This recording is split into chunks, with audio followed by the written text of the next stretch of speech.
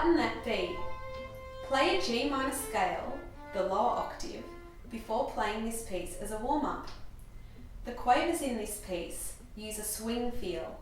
This means that they sound like this. Da da da da da da da da instead of ti ti ti ti ti ti.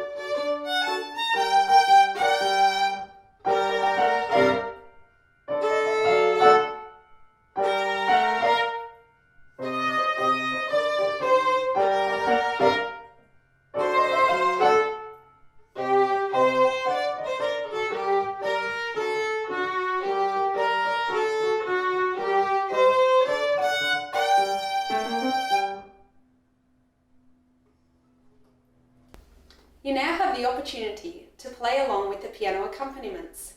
Jane McDermott is going to play the accompaniments and you can play along with your violin or viola. 1, 2, 3, 4.